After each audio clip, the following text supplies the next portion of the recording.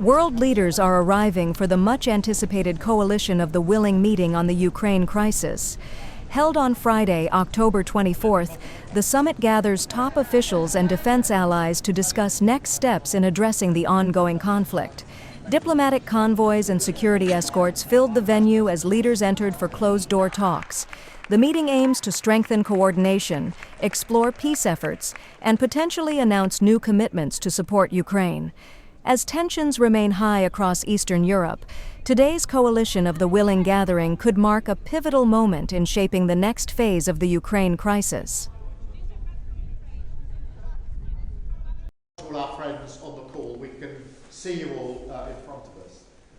Now, we first brought this Coalition of the Willing together in London in March of this year.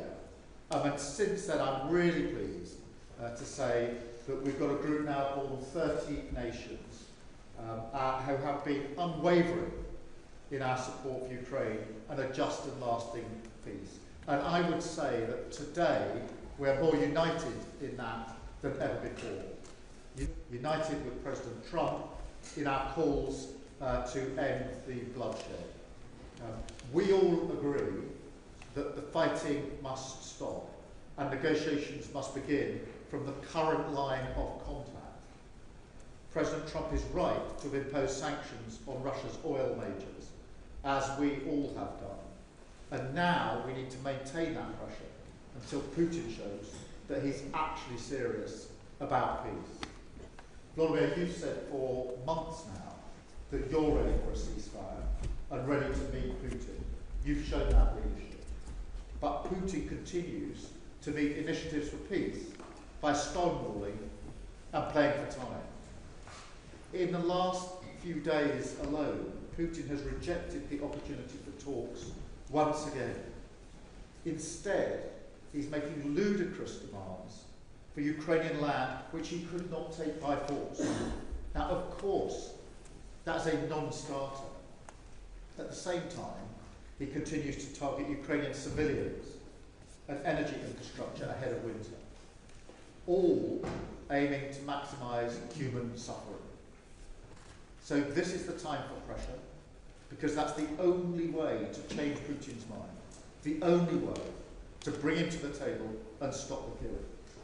We've got 2 months left now of 2025, and I want to use today to agree a clear agenda of what we need to do to push Putin to the table. There are 3 things. First, I think we should agree today to act to take Russian oil and gas off the global market. Now, last week, the UK became the first country to sanction all of Russia's oil majors. And this week, the US acted, to my mind, decisively to sanction Rosneft and Lukoil. This is vital in choking off funding to Russia's war machine. So I hope now that as many others as possible can take these steps as we go further to reducing our own remaining dependencies. We also need to do more to incentivise third countries to stop buying these tainted resources. Warn traders, flag registries and refineries away from working with Russia, and put the shadow fleet out of business. Second, I think we need to agree to finish the job on Russia's sovereign assets and unlock billions to help finance Ukraine's defence. The EU yesterday took a strong step by commissioning advice on how to meet Ukraine's financing needs, and the UK is ready to move in tandem with the EU to drive this forward as fast as possible and to get those funds flowing to Ukraine.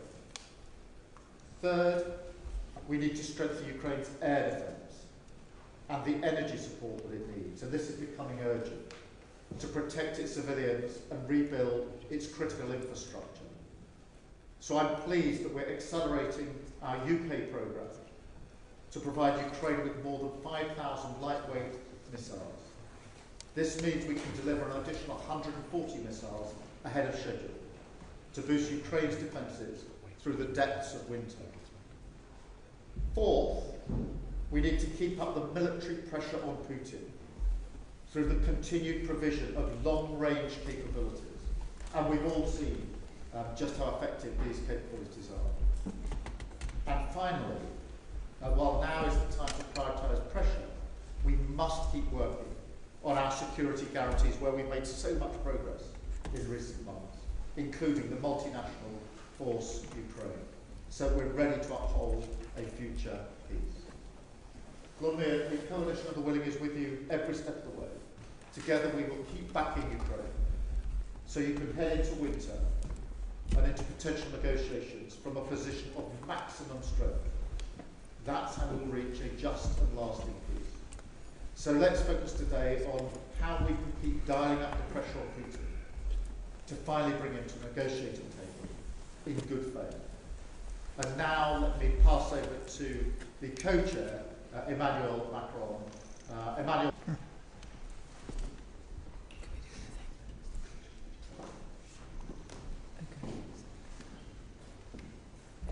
Should we move on to the next set of remarks? Yes, I think that probably makes sense.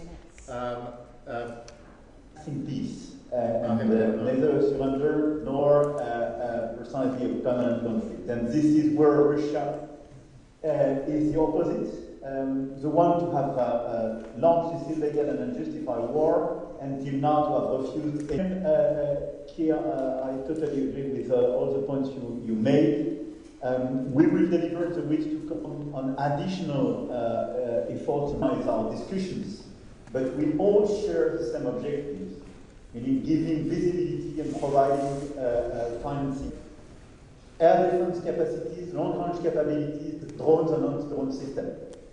I want to confirm new training programs and new Mirage, and we will, with some other colleagues, confirm some additional initiatives. In the face of the intensity of Russian strikes targeting Ukrainian energy infrastructures, we also need to keep the instruments, and this is very important for the weeks to come.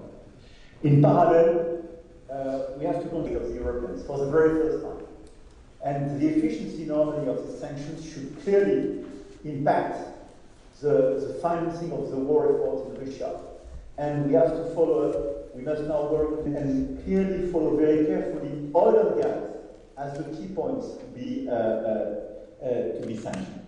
And in parallel, we have already achieved a lot to address the Russian challenge.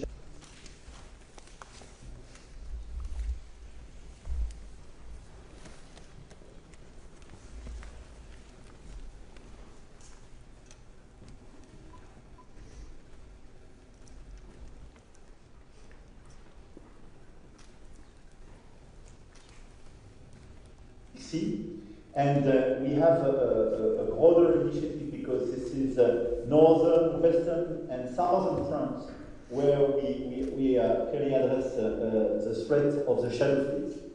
And I ask you, colleagues, to appoint one point of contact by nation in order to share intelligence, to share best practice, and to follow very concretely this action which is being delivered, but we are increasing our efficiency.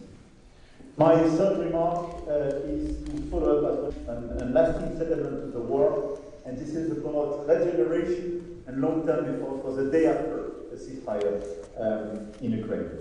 So together we have defined a strategy to support Ukraine's future security so that it can deter and defend itself against the future attack.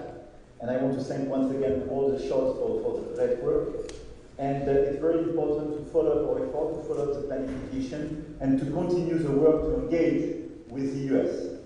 And I think it's very important as well to have human completely involved for regeneration efforts.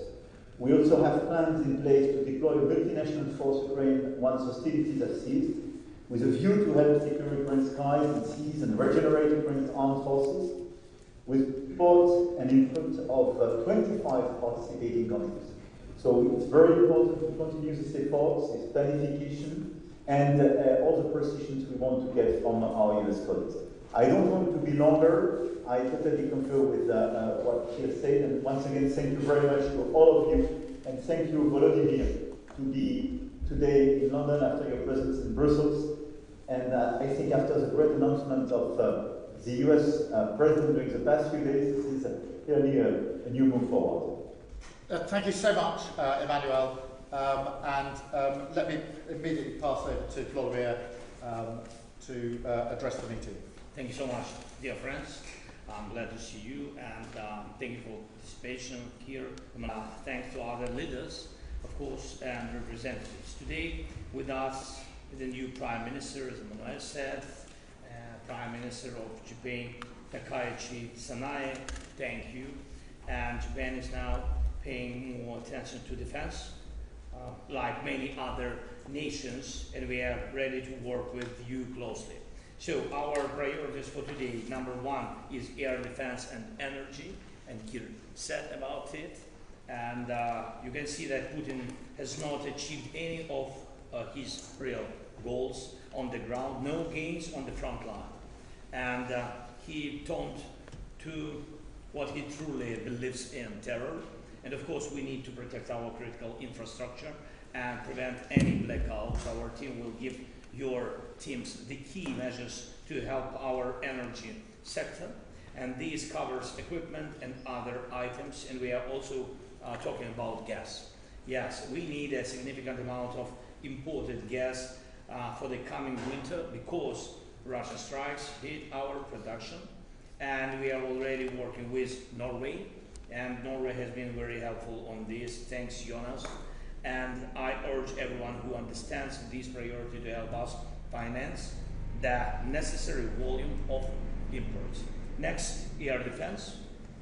There is an important issue for Europe, and we are now discussing with the United States a deal to buy the needed number of Patriot systems. They can be delivered, of course, not immediately, but after some time. There is a line of countries waiting for delivers, and we are trying to change the line, and it is not an easy task.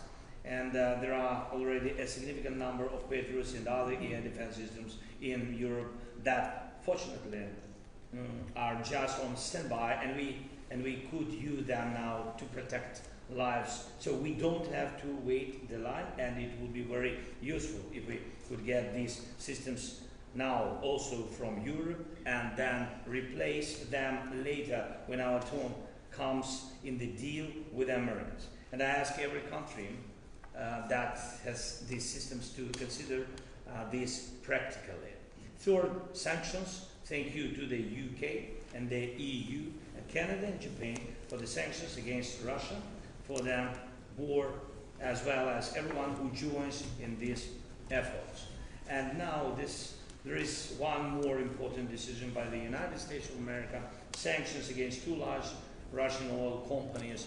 Pressure on Russian oil is an instrument to end the war, I'm sure, and all Russian oil companies, including Rosneft, Lukoil, Putin's own oil company, Surgutneftegaz, and others, must be blocked. Their access to the world market must be cut off. This will bring Putin back to reality and greatly limit the Russian war machine's money.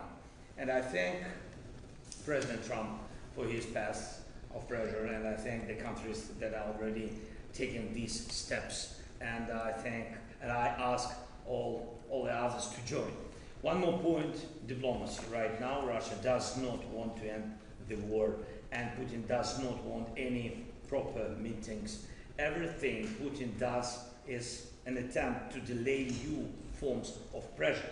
We must create in Russia a will to negotiate, and I will ready to meet in any meaningful format, and the current line of contact could be the starting point of negotiations, real negotiations.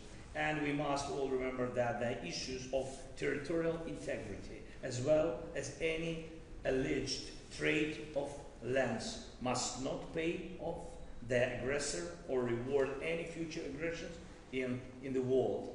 And unfairness equals danger. Do not give Russia any reason to think they can finish this war with any outcome that is unfair to all of us. Only a strong and fair solution to end the war will really work. Please support us in this, and we all know that parameters and our long-range capabilities help with that, and I thank everyone every country, every leader who is contributing. The questions about Tomahawks, about Storm Shadows, Scouts, about our joint production of drones and rockets, these are vital. And as soon as Putin felt pressure and the possibility of Tomahawks appearing in Ukraine, he immediately declared his readiness to restart talks. But as soon as the pressure disappeared,